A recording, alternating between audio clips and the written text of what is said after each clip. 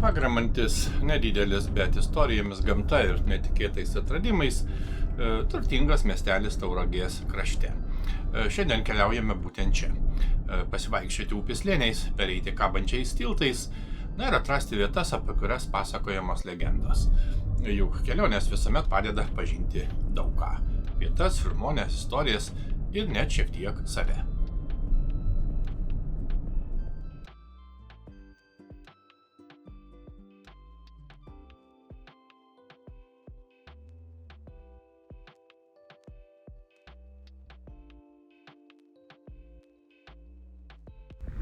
Taip, užsukome į Pagramantį. O Pagramantis nedidelis, tačiau tikrai įdomus ir senas istorinis miestelis Tauragės rajone. Šalia kelio Šilalė Tauragė, maždaug 15 km nuo Šilalės. Itin įdomus miestelis ir mes šiuo metu kaip tik esame ant Pagramančio piliakalnio. Senas piliakalnis su gyvenvietės liekanomis. Ir reikia pasakyti, kad šis piliakalnis yra įsikūręs būtent Akmenos ir Gramančios upių santakoje. Iš tikrųjų strategiškai tikrai labai svarbi vieta. Ir miestelis įsidėstęs miškų masyve, aplink daug žalumos, miškai ir panašiai. Daug įdomių lankytinų objektų, netoliese yra Pagramančio regioninio parko lankytojų centras su labai gražiu vaizdu į jūrą ir taip pat kitais įdomiais dalykais. Be to, miestelėje yra keletas pėsčiųjų, kabančiųjų tiltų, puikios viešosios erdvės, ir panašiai. Reikia pasakyti, kad Lietuvos didžiosios kunigaikštystės žemėlapiuose Pagramantis buvo vadinamas Potagen vardu. Toks įdomus vardas. O be to, miestelio vardas, pavadinimas, apipintas iš tikrųjų įvairiomis legendomis. Taip pat be abejo miestelėje yra bažnyčia, yra kitos įstaigos, yra seniūnija ir panašiai.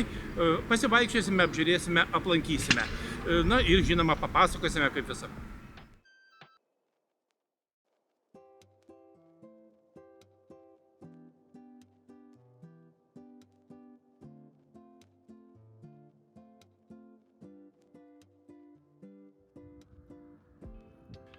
Pagramantis jaukus miestelis vakarų Lietuvoje, įsikūręs Tauragės rajono šiaurės vakarinėje dalyje.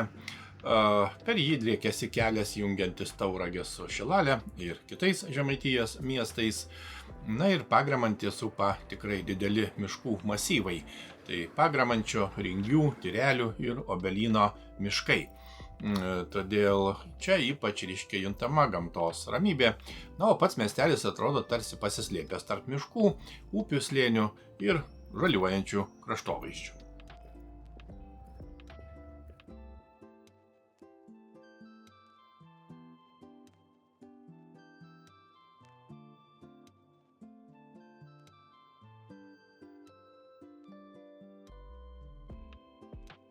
Svarbiausias Pagramančio kraštovaizdžio akcentas per miestelį tekanti Akmenos upė. Būtent čia ją įsilieja Gramančios upelis, o jų santakos apylinkėse atsiveria išraiškingas ir labai įvairus slėnio kraštovaizdis. Keliaujančiais kraštais galima išvysti stačius šlaitus, skardžius upės revas ir įspūdingas atodangas, kurias per ilgą laiką suformavo pati gamta. Šiaurinėje miestelio dalyje driekiasi Akmenos kraštovaizdžio draustinis, o Pagramantis supančios teritorijos priklauso Pagramančio regioniniam parkui. Tad gamta čia ne tik gražus fonas, bet ir neatsiejama miestelio gyvenimo bei jo tapatybės dalis. Pačiame Pagramančio centre verda bendruomeninis gyvenimas, čia įsikūrė kultūros namai, kuriuose vyksta įvairūs renginiai, susitikimai bei šventės.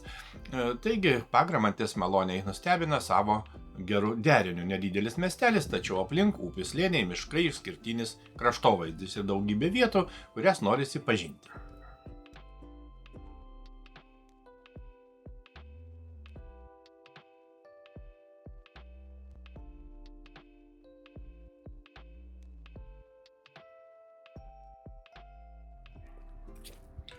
Pagramančio švietimo istorija taip pat svarbi miestelio raidos dalis. Ilgus metus vietos mokykla buvo viena pagrindinių bendruomenės institucijų. Čia mokėsi Pagramančio ir aplinkinių kaimų vaikai, dirbo mokytojai, vyko ne tik pamokos, bet ir įvairūs kultūriniai bei bendruomeniniai renginiai. Na ir žinoma, keičiantis laikui keitėsi ir pati švietimo sistema, mažėjant gyventojų skaičiui regionuose mažėjo ir mokinių, todėl nedidelėms miestelio mokykloms tapo vis sudėtingiau išlikti. Ir Pagramantis taip pat susidūrė su šiais demografiniais pokyčiais. Na ir galiausiai mokyklos veikla buvo nutraukta, šiuo metu ji nebeveikia, o pastatas, kuriame kadaise kasdien rinkdavosi mokiniai ir mokytojai, yra uždarytas. Tačiau buvusi mokykla išlieka svarbi Pagramančio istorijos dalis, ji primena laikotarpį, kai miestelis turėjo savo švietimo centrą, o mokyklos gyvenimas buvo glaudžiai susijęs su visos vietos bendruomenės gyvenimu.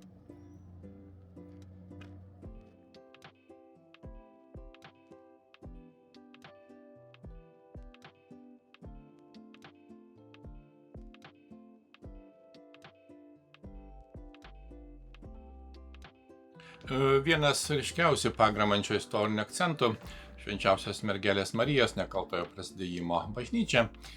Medinė šventovė čia pastatyta 1774 metais žemaičių vyskupo Jono Dominyko Lopacinskio rūpesčiu.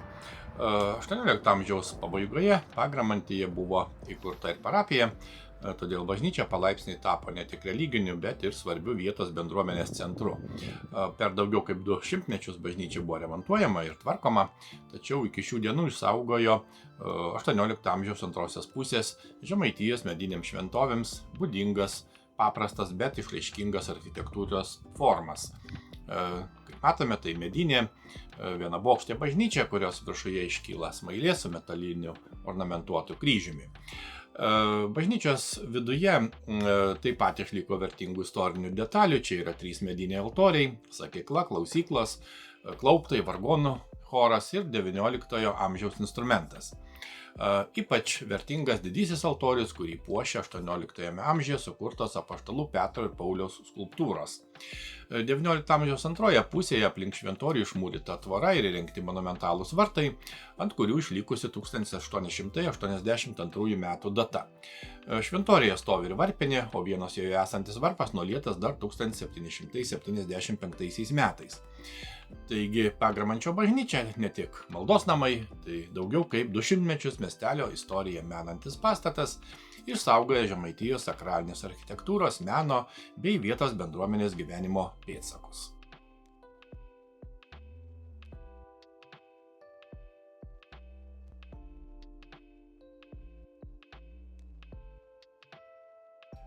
Pagramantį pažinti galima ne tik per jo istoriją ar architektūrą, didelė miestelio gyvenimo dalis persikelia į gamtą, būtent akmenos pakrantės, parką ir čia įrengtas laisvalaikio erdves.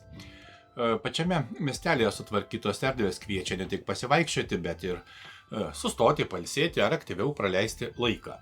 Akmenos pakrantėje yra miestelio stadionas, o Pagramančio bendruomenė yra sukūrusi ir jaunimui skirtų laisvalaikio bei pramogų erdvių, kur galima sportuoti, žaisti stalo žaidimus ar tiesiog susitikti ir pabendrauti.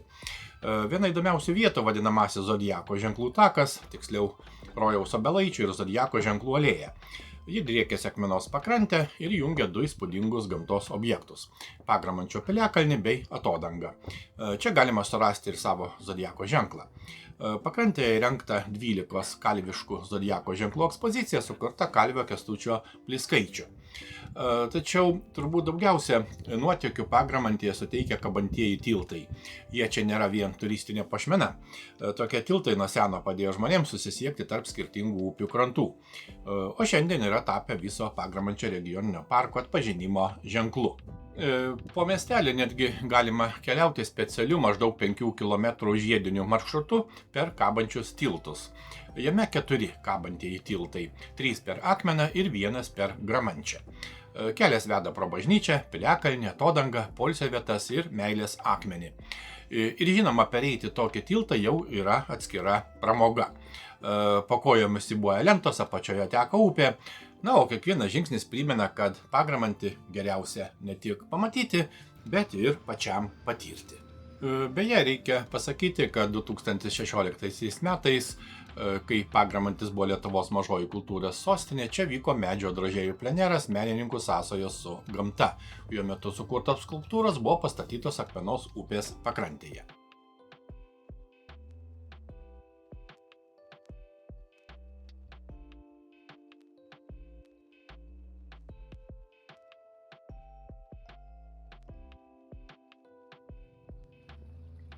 Kaip jau minėjome, miesteliu prateka Akmena, kelių eismui nutiestas Pagramančio tiltas, na, o pėstiesiems keli kabamieji tiltai. Upės kairiajame krante saugoma Pagramančio atodanga, na, o kultūros paminklas būtent yra Pagramančio piliakalnis su senovės gyvenviete prie Akmenos ir Gramančios upių santakos.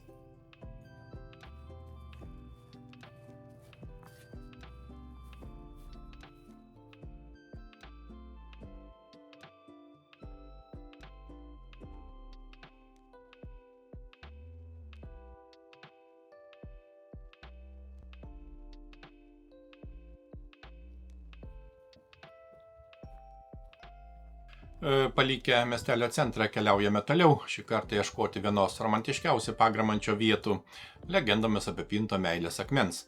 Tačiau iki jo dar reikia nusigauti. Mūsų kelyje dar vienas kabantysis tiltas, žengiant juo po kojomis lengvai siūbuoja lentos, apačioje teka vanduo, o aplinkui atsiveria žaliuojantis Gramančios slėnio šlaitai. Persikėlę į kitą krantą, toliau einame upelio pakrantę, takas čia siaurėja, vietomis priartėja visai prie vandens, todėl atrodo, kad su kiekvienu žingsniu tolstame nuo miestelio ir vis labiau panyrame į gamtą. Pakeliui pasitinka ir širdies formos vartai, sakoma, kad pro juos einančios įsimylėjėlių poros turėtų pasibučiuoti, kad jausmai būtų tvirti ir ilgalaikiai. Na, mūsų kelionės tikslas - meilės akmuo. Pasak vietos legendos, ant šio riedulio atsisėdusi pora sustiprina savo tarpusavio ryšį ir niekada neišsiskiria. Na, mes pagaliau iki jo prasibrovę, taip pat prisėdame. Gal ne visoms legendoms būtina ieškoti paaiškinimo, kartais užtenka tyliai išsakyti savo norą ir tikėti, kad ši ypatinga Pagramančio vieta jį tiesiog išgirdo.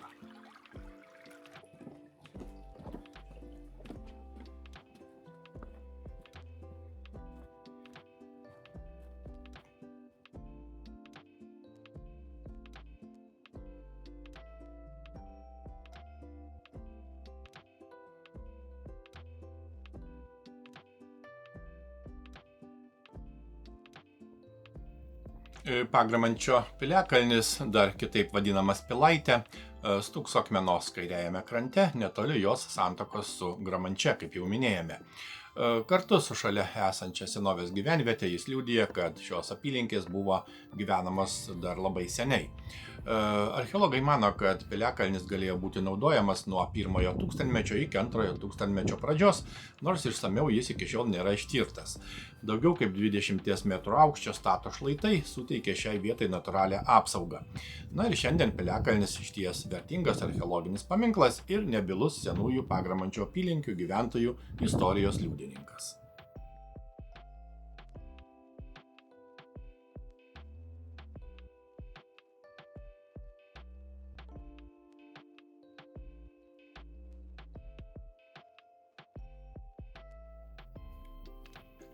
Dar viena išskirtinė Pagramančio gamtos vieta - Akmenos upės kairiajame krante iškilusi Pagramančio atodanga.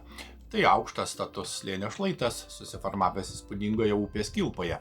Atodanga siekia maždaug 30 metrų aukščio, o palei akmeną tęsiasi daugiau kaip 200 metrų.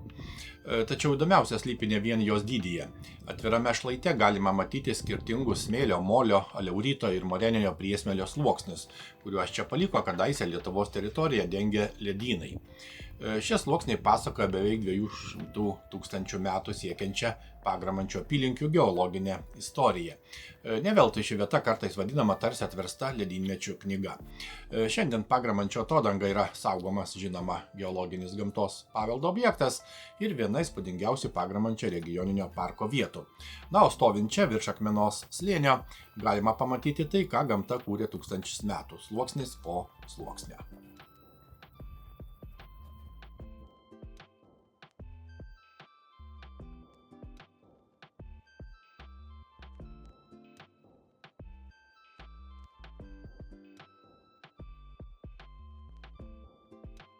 Pagramančio apylinkėse galima aptikti ir visai kitokios istorijos pėdsakų, būtent Antrojo pasaulinio karo išvakarėse statytus Molotovo gynybinės linijos įtvirtinimus.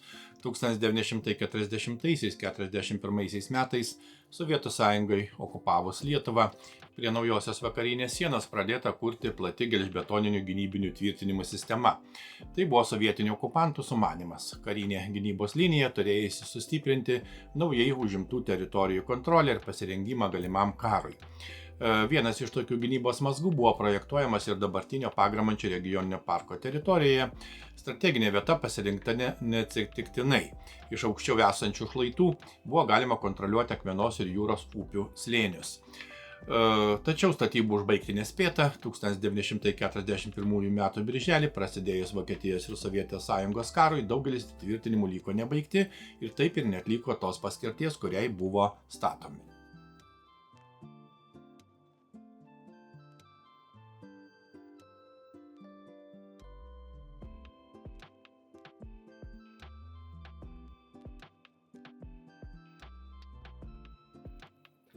Norint geriau pažinti Pagramančio kraštą, verta užsukti ir į regioninio parko lankytojų centrą, įsikūrusi netoli Akmenos ir Jūros upių santakos. Čia įrengta šiuolaikiška ekspozicija Almančios rėvos, supažindinanti su regioninio parko gamtos vertybėmis, lankytinais objektais ir žinoma turistiniais maršrutais. Centre galima gauti informacijos apie keliones po parką, parodas bei ekskursijas. O visai šalia įrengtas ir Akmenos bei Jūros santakos apžvalgos bokštas, nuo kurio atsiveria dar viena šio krašto, išties puiki panorama.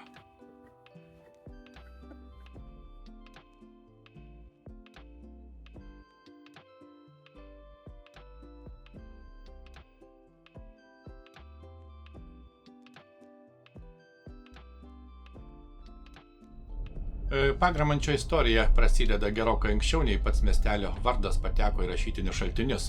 Kaip jau minėjome, Akmenos ir Jūros upių slėniuose išlikę piliakalniai bei senovės gyvenviečių pėdsakai liudija, kad šis Karšuvos žemės kraštas buvo gyvenamas nuo senų laikų. 13–14 amžiais šiuose apylinkėse driekėsi svarbi žemaičių gynybinė grandinė, o vietos gyventojams teko atremti kryžiuočių ordino puolimus. Pagramančio kaimas rašytiniuose šaltiniuose minimas 17 amžiuje. Iki 19 amžiaus vidurio gyvenvietė priklausė žemaičių vyskupo valdytam Kaltinėnų dvarui. Svarbus lūžis įvyko 18 amžiaus pabaigoje.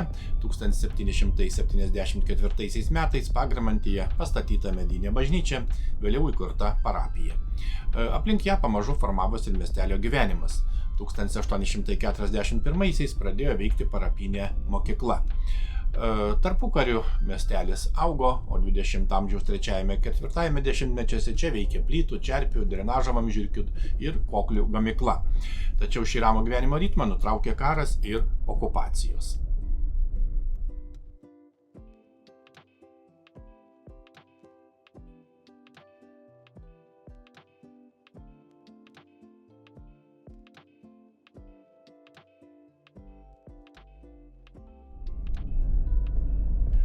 Pokariu Pagramantis keitėsi pagal sovietinės sistemos modelį, miestelis tapo apylinkės centru ir Kirovo kolūkio centrinė gyvenvietė.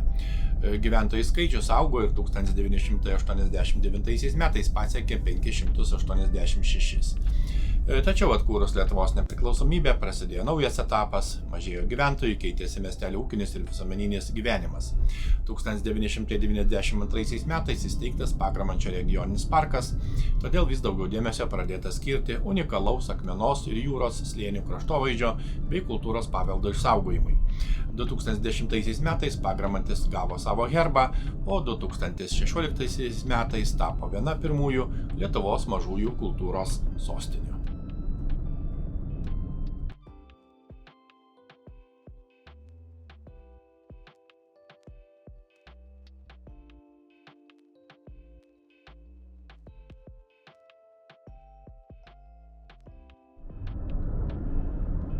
Taigi, Pagramantis išties nedidelis miestelis, kuriame netrūksta nei istorijos, nei įspūdingos gamtos. Čia savo praeitį primena senoji bažnyčia ir piliakalnis, o Akmenos slėnis kviečia keliauti, grožėtis vaizdais, ir žinoma išbandyti kabančiuosius tiltus.